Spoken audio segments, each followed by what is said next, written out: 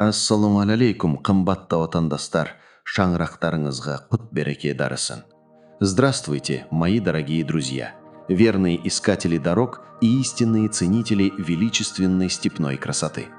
Вот и наступило 11 июля, благословенный день, когда середина лета раскрывает свои самые потаенные грани, соткав удивительное кружевное полотно из знойного полуденного солнца, прохладных шквальных ветров и спасительных очищающих дождей. Природа нашего необъятного Казахстана пребывает сегодня в чутком, глубоком и таинственном настроении, словно мудрый старец, готовый поведать нам древнюю забытую легенду.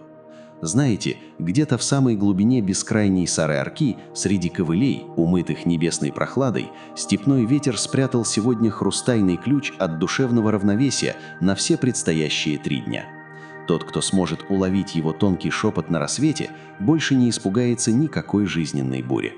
Этот невидимый секрет гармонии я обязательно раскрою вам в самом финале нашего неспешного и теплого путешествия. А пока давайте на миг закроем глаза и прислушаемся к тому, о чем поет нам великая и вечная земля. Начнем наш путь с северных просторов Казахстана, где гордо раскинулась наша молодая столица Астана, дышит озерной свежестью Кокшетау, зеленеет Петропавловск и золотятся бескрайние хлебные нивы Кустаная. В этих благословенных краях величие северного ветра заявляет о себе в полный голос, открывая взору тот самый бескрайний белый горизонт, который манит своей первозданной чистотой. На ближайшие 3 дня небо над Костанайской областью решило примерить грозовой наряд. В дневные часы на западе и севере региона пройдут небольшие дожди, сопровождаемые небесными вспышками и раскатами грома. В Акмолинской области на автоматической станции Нуржол ветер покажет свой крутой нрав, усиливаясь от 15 до 19 метров в секунду. В соседней Павлодарской области на станции ЦЭС воздушные потоки устремятся вперед с такой же силой до 19 метров в секунду. Термометры в этих северных краях будут ласковыми, удерживая дневное тепло в пределах от 24 до 29 градусов выше нуля. Наша устремленная ввысь Астана в эти июльские дни наполнится особенным, свежим и гордым дыханием. Капли грозового дождя будут медленно стекать по зеркальным фасадам, а сильный степной бриз принесет желанную прохладу на просторные проспекты.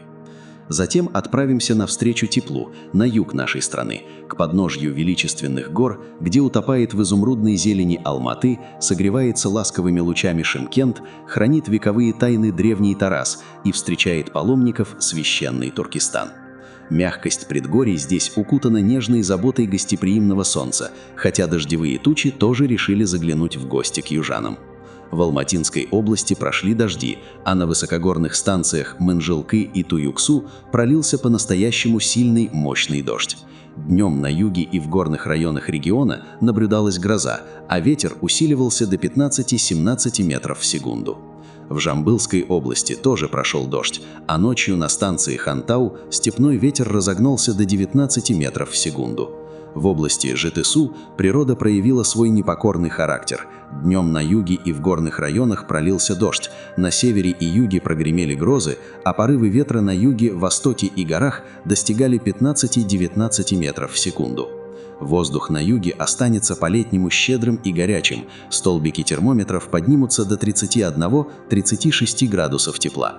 Наш любимый, утопающий в зелени Алматы, застынет в чутком ожидании. Кроны вековых деревьев будут тихо шептаться перед горной прохладой, а седой Алатау умоется чистыми струями дождя, кутаясь в пушистую шаль из белоснежных облаков.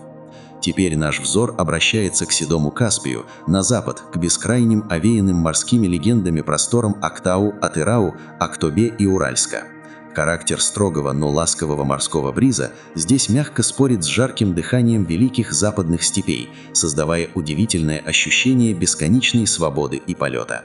В Атыраускай области прошел дождь, а на станции Махамбет обрушился сильный густой ливень, сопровождаемый ночной и дневной грозой на севере и юге.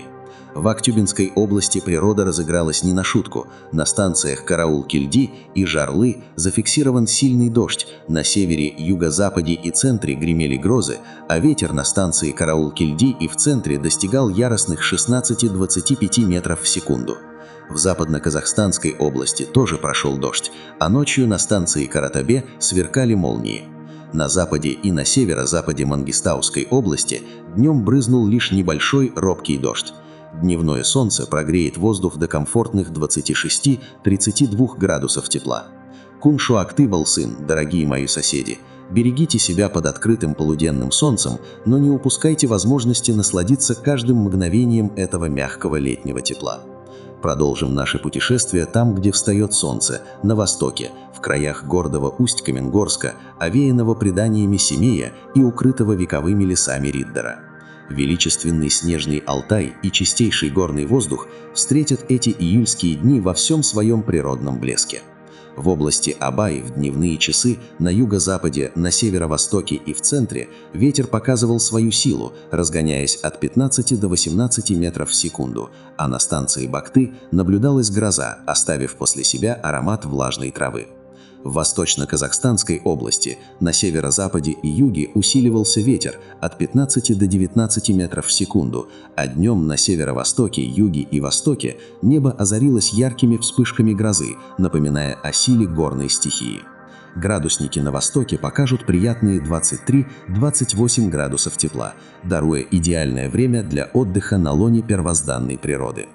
И в завершении заглянем в самое сердце Сары-Арки, центральные регионы нашей необъятной родины, где раскинулась славная Караганда, строится Жезказган и плещет своими лазурными волнами загадочный Балхаш.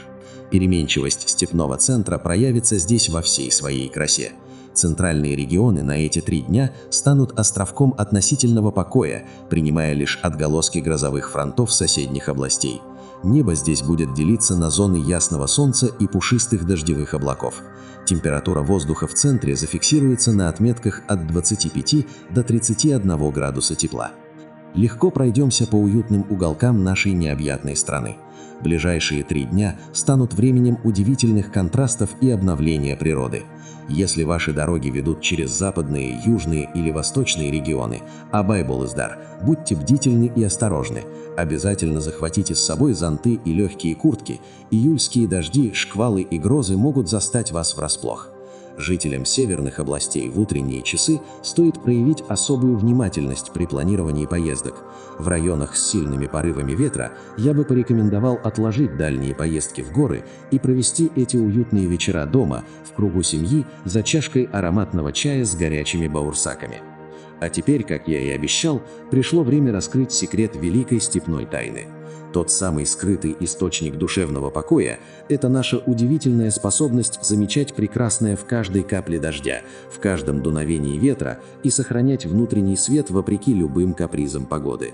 Когда вокруг гремят грозы или бушуют шквалы, самое главное – сберечь тепло своего сердца и поделиться им с миром.